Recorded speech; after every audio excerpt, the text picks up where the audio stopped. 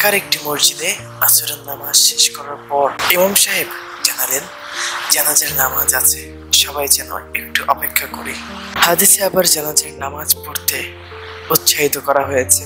জানাজার নামাজ মানেই নিজের জন্য একটা সেফ রিমাইন্ডার। তাই হঠাৎ মনে হলো জানাজাটা পড়েই যায়। ইমাম সাহেব জানালেন, একজন ভদ্র মহিলা মারা গিয়েছেন। ভদ্র মহিলার স্বামী আপনাদের উদ্দেশ্যে কিছু কথা বলবেন। একজন 70 বয়স্ক লোক, সাদা পাঞ্জাবি পরা, দাড়িগুলো ধবধবে সাদা। ভদ্রলোক শুরু করলেন, আসসালামু আলাইকুম। আপনারা হয়তো আমাকে চিনবেন না, আমি এলাকাতে নতুন এসেছি। আমার স্ত্রী আজ সকালে ফজরের নামাজের পর আল্লাহর কাছে চলে গেছেন। আমরা একসাথে গত 45 বছর ধরে সংসার করছি।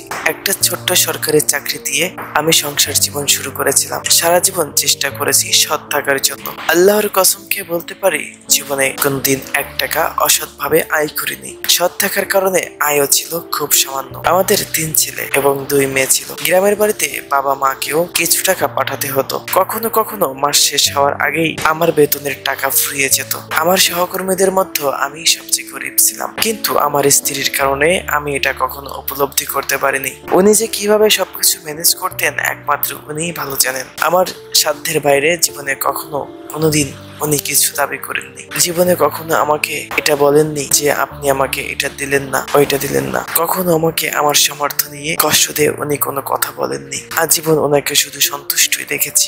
আমার বাবা মা মারা যাওয়ার আগে শেষের 4-5 বছর আমার সাথেই থাকতেন। আমার স্ত্রী আমার মা বাবারও যথেষ্ট খেদমত করেছেন। কখনো আমাকে এটা বলেননি যে আপনার মা বাবার খেদমত করা আমার দায়িত্বের মধ্যে পড়ে না। সত্যি কথা বলতে, পেনশনের টাকা পাওয়ার পর হজে নিয়ে যাওয়া ছাড়া আমি ওনাকে তেমন কিছুই দিতে পারিনি। তারপরও উনি কোনোদিন আমাকে কষ্ট দিয়ে কোনো কথা বলেননি। আমার স্ত্রী একজন নেককার মানুষ ছিলেন। উনি উত্তম আচরণের অধিকারী ছিলেন, আত্মীয়তার হক রক্ষা করেছেন, পরোপকারী ছিলেন, স্বামী সন্তানদের হক আদায় করেছেন। ওনাকে আমি কখনো কোনো নামাজ কাজা করতে দেখিনি। আজীবন পর্দা রক্ষা করে চলেছেন। উনি ধৈর্যশীল ছিলেন এবং অল্পে সন্তুষ্ট ছিলেন। এক নাগারে কথাগুলো বলে ভদ্রলোক একটু দম নেওয়ার জন্য থামলেন। এরপর আবার বলতে শুরু করলেন, আমি আসলে আমার স্ত্রীর হয়ে আপনাদের কাছে মাফ চাওয়ার জন্য এখানে কথা বলছি না। যে নারী 45 বছর ধরে তার স্বামী, সন্তান এবং আত্মীয়দের হক রক্ষা করে চলেছেন, তিনি অন্য কারো হক নষ্ট করতে পারেন না।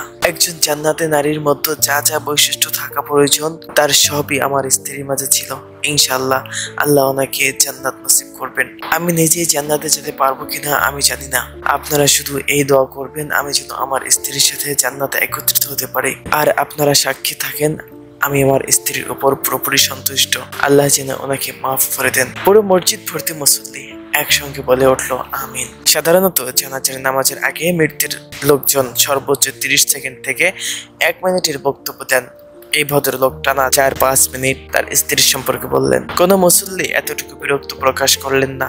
সবাই মন্ত্রমুগ্ধের মতো একজন জান্নাতি মহিলার কথা শুনলেন। হাদিসে এসেছে, একজন মুমিনার জীবনে তার রবের তরফ থেকে সর্বোত্তম রিজিক হচ্ছে একজন নেককার স্বামী এবং স্ত্রী।